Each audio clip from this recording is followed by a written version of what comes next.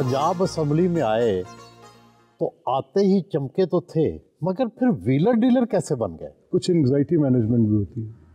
Honestly speaking, जब चमके थे तो चौधरी परवेज़ इलाही साहब की हुकूमत थी। नहीं, आपने उस वक्त बड़ा असम्बली में आपका बड़ा रोल होता था, रूल्स एंड रेगुलेशंस पे आप हमेशा रहनुमाई करते थे असम्बली की। दुरुस्त बात है कि उसमें अपनी पूरी एक पार्लिमानी हैसियत में कोशिश करते रहे। लेकिन फिर आप बहुत बड़े सियासी व्हीलर डीलर बन गए। जनरल बाजवा के साथ मुलाकातें, एजेंसियों के साथ मुलाकातें, अपनी लीडरशिप, मुखालिफ लीडरशिप। अच्छा, ये हकीकत से ज़्यादा अफसाना है। नहीं, जैसे आपके साथ एक न्याज़मंदी का रिश्ता है तो मैं आपसे मिलता रहता हूँ। जनरल बाजवा मेरे बड़े मोहतरम थे, तो शायद कुछ ज़्यादा अजम्पशन पे बात चलेगी। खुडियाँ खास कसूर से लाहौर के लिए रवाना हुए।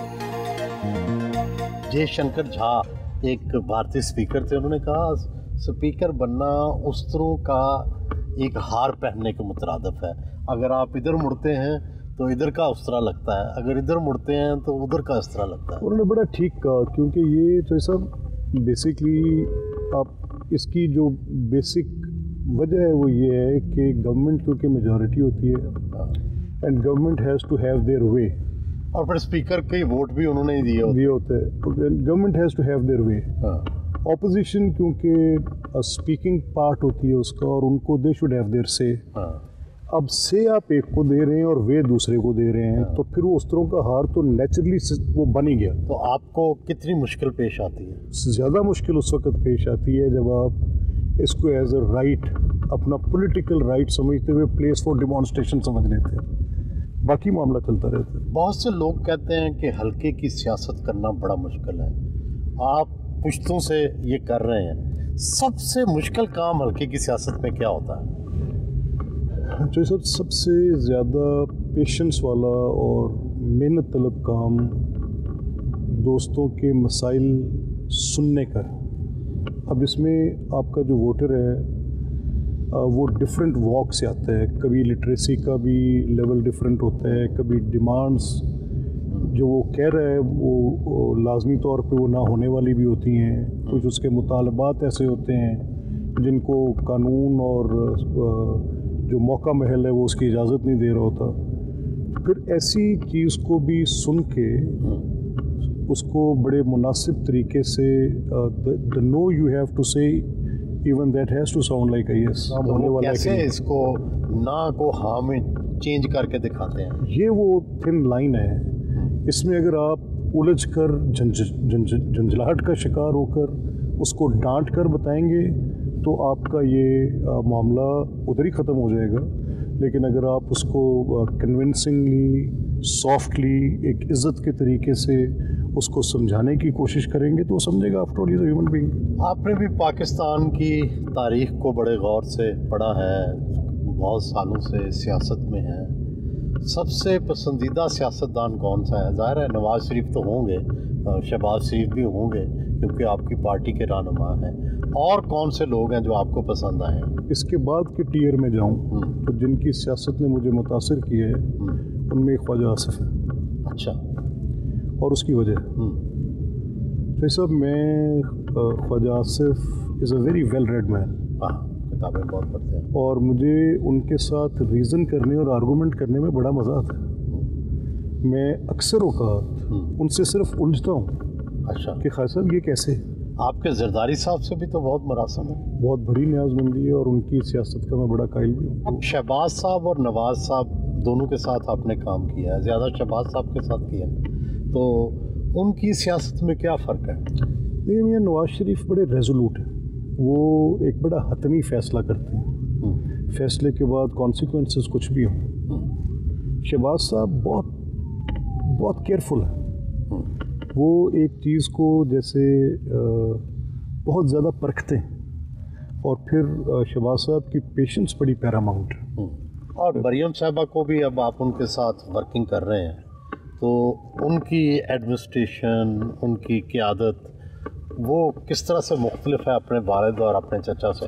पिछले 3-4 बड़े इम्पोर्टेंट इश्यूज़ पे मैंने उनकी फर्मनेस देखी, और एक केस में तो मैं अब खुद सोचने पर मजबूर हूँ। और मैं वो जो 70 साल की जो विजडम थी कन्वेंशनल विजडम थी 70 साल पर मुहित थी कि पंजाब की हुकूमत का वीट के साथ एक मामला था। अब मैं खुद एक किसान हूँ, तो मैं चीफ मिनिस्टर के पास गया, मैंने कहा अपने पंजाब गवर्नमेंट को वीट से पुल आउट कर लिया है, ये कन्वेंशनल विजडम के ख़िलाफ़ है। और उनको हमने बहुत रीज़न दिया। उन्होंने मुझे कहा कि इसको मैं I am not going to be in it, और मैं इसको I am pulling out the government. मैंने कहा तो क्लिनिक ऑफ बुक्स की बात होगी, बट जितना फर्म डिसीजन था, और अब लेटली उसका जो कॉन्सिक्वेंस हम देख रहे हैं कि एक आम आदमी जो फार्मर और एक गरीब आदमी और मज़दूर का जो मामला है, तो उसके पास आज भी वीट सस्ती और आटा सस्ता है। We are speechless on that. तो आप समझते हैं कि वो गंदम ना खरीदने का फैसला अभी तक तो अवामुन नास के साथ जो उनकी ये आर्गूमेंट थी कि आटा सस्ता रहेगा, गंदम सस्ती रहेगी, that is proven to be correct. लेकिन जो किसान का नुकसान हुआ, ये हमारा केस था, ये हम कह रहे थे। लेकिन आज जब मैं किसान से पूछता हूँ तो किसान गवर्नमेंट की पॉलिसीज़ के ऊपर बहुत मोतज़ नहीं है। गार्डन टाउन लाहौर में अपनी रिहाइश का पहुँचे।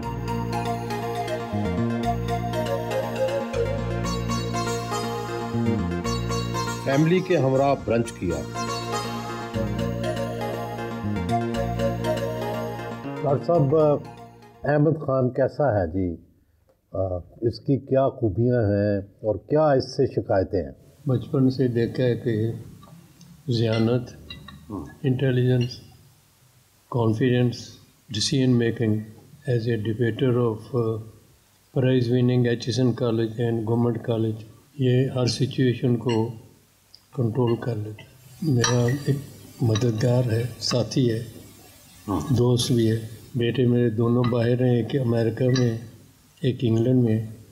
बस बेटी और ये सब गार्डन का, इनसे मेरी ज़िंदगी को खुशियाँ मेरी इनके साथ ही। शादी को कितने साल हो गए?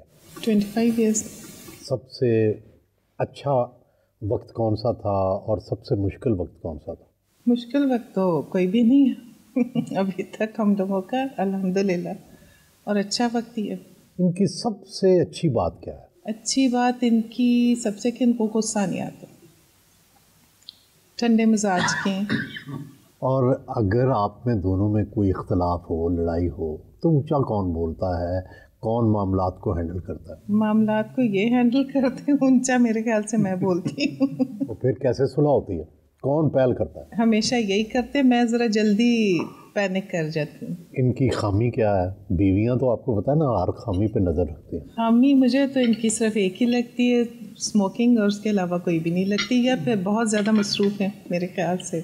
बच्चों को किसने ज़्यादा वक्त दिया? बच्चों को टाइम तो मैंने ही दिया है, लेकिन ये कि जब अपना ये टाइम निकालते हैं तो ये ठीक दे लेते हैं, साल में एक दफ़ा फिर बच्चों को ये वेकेशन अच्छी करवा देते हैं, अपना टाइम ये पूरा कर देते हैं, जो इनका मिसिंग होता है हमारे साथ। पापा इज़ क्वाइट डिफरेंट बाकी फादर से, बिकॉज जब वो अपना मिसिंग टाइम कवर अप करते हैं तो he does it very well, सबके साथ मतलब घुल मिल के बातचीत करते हैं। और आप क्या कर रही हैं? मैं डिग्री अपनी ले रही हूँ फ्रॉम कैनेड, पॉलिटिकल साइंस में। और आगे क्या करेंगे? Hopefully CSS, otherwise masters from abroad. Rana साहब, आप बचपन के दोस्त भी हैं अहमद खान साहब के, और राना फूल के पोते भी हैं आप, राना इकबाल साहब के बेटे हैं। क्या इनमें सबसे अच्छी बात क्या लगी? आपकी दोस्ती की बुनियाद क्या है? हमारी दोस्ती की बुनियाद सिर्फ एक ट्रस्ट है, जो हम भाइयों की तरह हैं। उनका भाई कोई नहीं है, लेकिन मैं उनका भाई, मैं अपने आप को भाई समझता हूँ। और इनकी सबसे अच्छी बात क्या है? ही बिलीव्स इन मी। इनको सब कुछ जो मैं कह देता हूँ वो समझते हैं कि मैं ठीक कह रहा हूँ, मैंने इनसे कभी गलत बयानी नहीं की। आप दोस्त हैं, कोई इन्हें समझाते भी होंगे, भाई ये ना किया करो अहमद। समझाने की उम्र तो हमारी इकट्ठी गुजरी है, खुद ही समझते रहे। अब बहरहाल बहुत माशाल्लाह दीन के लिहाज से भी और सोशली भी दोनों चीज़ें साथ साथ चल रही हैं। तैमूर साहब, वालिद की सियासी गद्दी पर तो आप बैठ चुके हैं, ये बताएं कि क्या क्या पढ़ा और इसकी क्या क्या तैयारी की? सियासी गद्दी पे तो सर हम नहीं बैठ सकते, और ना ही I think I can replace him, पर I do help him out. मैं कोशिश करता हूँ कि जितनी उनकी हेल्प कर सकूँ हल्के में चला जाऊँ।